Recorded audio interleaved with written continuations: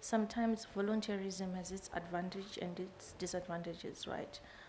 Volunteerism can actually help you to network more and take you to that second stage.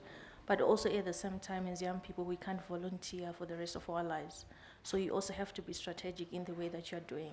And there's a lot of youth tokenism within the space, and you have to be careful on that. You need to put a value on the work that you're doing. There comes a point whereby you need to at least try to negotiate.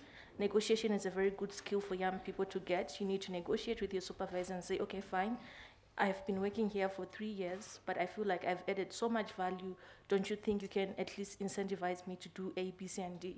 So you need to learn to negotiate with your supervisors. But if it's not worth it, I'll tell you to leave. And make sure you always value yourself. Thank you.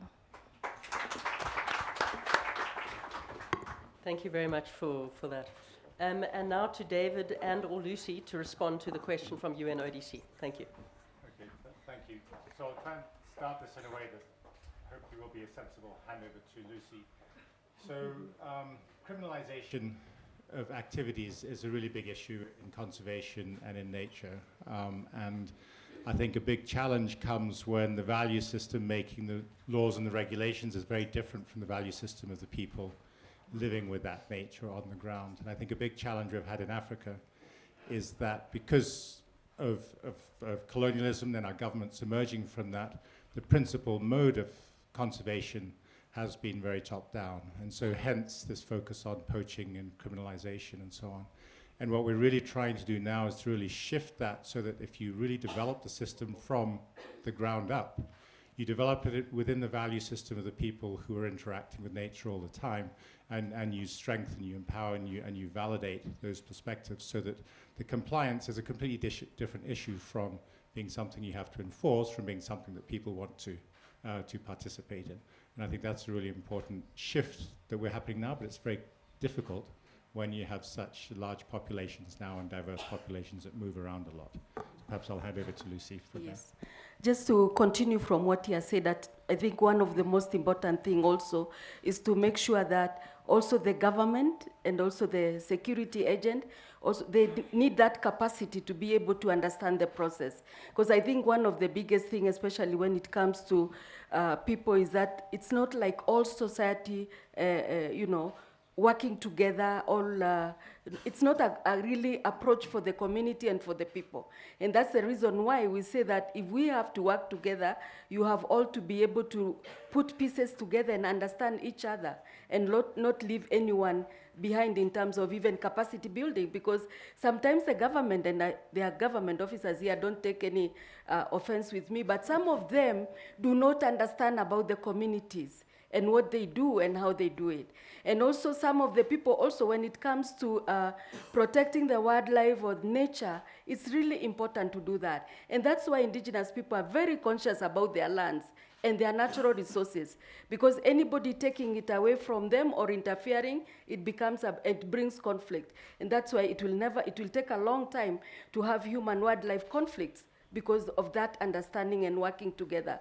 Again, as David has said, working from the word go at the same time together will be really very important. And the laws have to be changed. Really, it has to be changed. They don't have to be written by somebody sitting in an office desk, no. You have to really work together to be able to do those particular laws. For example, indigenous people, even in Kenya, they have come up with their own community protocols, putting together the customary laws.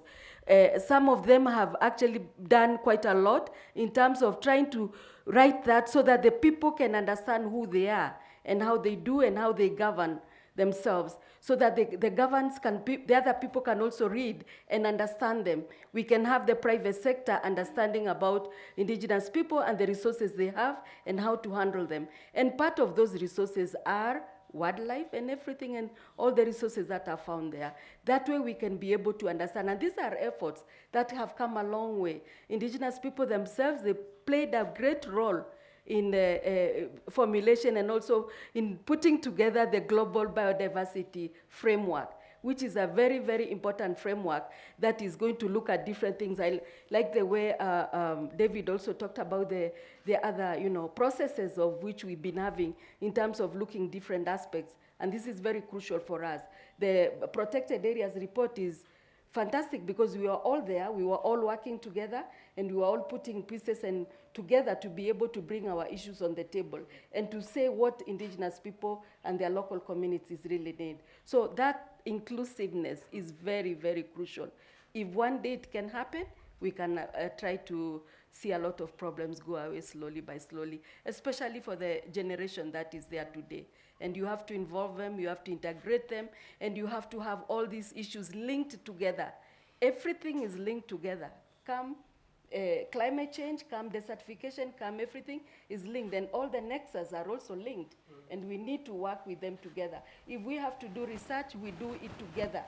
Pick the young people who are out there. They are researchers, they have gone to university. They have a lot together, so this is what I want to put in. Community is always ahead with everything. Thank you. Thanks. Aruna, if you can make it quick, I'd appreciate it. I think from a Doing Bank standpoint, one of the issues is always, how do you get the design of the project right at first? Most of the time we have this top-down approach and government designing project from the very top level. And there's always this issue of making sure that you have a proper constancy analysis, because sometimes you have overlapping initiatives and projects on the ground which conflict to each other. And enforcement and monitoring are always the weakest link, for which sometimes there are not even financial provision to enforce that.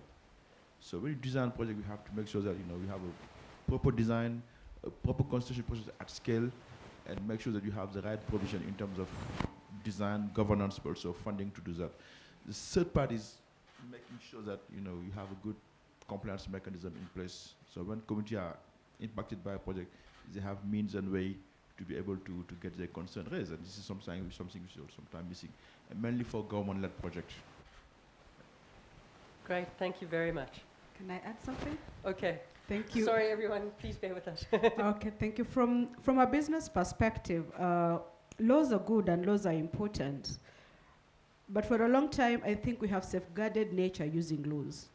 And when you do that, there is tendency to develop a negative relationship with nature. Because all you see is, this authority will come, they'll find me this amount of money. And I've also seen, even if you find this much amount of money for discharge, has the practice stopped? If the practice has not stopped, then did you achieve the objective?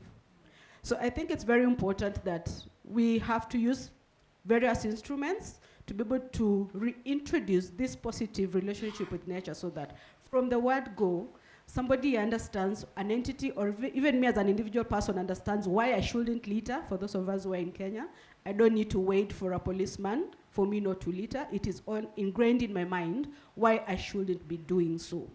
So the issues of cooperative approaches to compliance for nature, I think, would be very helpful. And assisted compliance, especially for those who are in business, so that the issue is stopping, and those of them who are persistent violators then can really, really be punished hard. Thank you. Thank you so much for that intervention. Really appreciate it. So I would like to thank our panelists very much for being here today. Unfortunately, we don't have time for more questions, but what I'm going to do is just wrap up quickly for the afternoon. And what is quite clear from your interventions is that we can and we must address climate and nature crises simultaneously. And that in Africa, there's immense opportunities for nature-based solutions. And in fact, as Lucy very rightly pointed out, people in Africa have been implementing nature-based solutions for as long as there have been people here. So this isn't new, but it's a new opportunity for us with donors, with conservation organizations, with the climate groups, to bring it all together. And I think we really need to take those opportunities. But what is critical is that there's a number of elements that still need to be addressed. This is the issue of it being country-driven, as Aruna pointed out. It shouldn't be top-down from outside of the country or from a different hemisphere. It needs to be very much driven by the youth, by the IPLCs. It needs to be inclusive. They need to be at the table at the design stages. Excuse me. As was pointed out, we need to develop a positive relationship with nature, not a coercive relationship with nature, where people are doing things because they're rule-bound. people should be doing it because they want to positively engage with nature. And very importantly, we need to value nature. The last point that I want to bring to the table is that we here, sitting in this room, have a collective responsibility to bring the GBF, the Global Biodiversity Framework, and nature into the climate discussions. Because the climate is being very much addressed in Target 8 and to some extent Target 2 of the GBF. But how is the UNFCCC, how is that considering nature? I know that nature-based solutions were mentioned as almost an aside under the forest section of the Sharm el-Sheikh Declaration.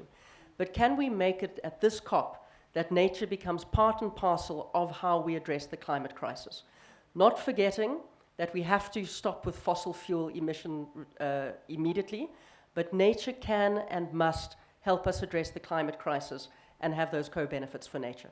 So I will leave you with that, and thank you all very much. And to our panel, thank you so much for taking the time. You were really quite incredible.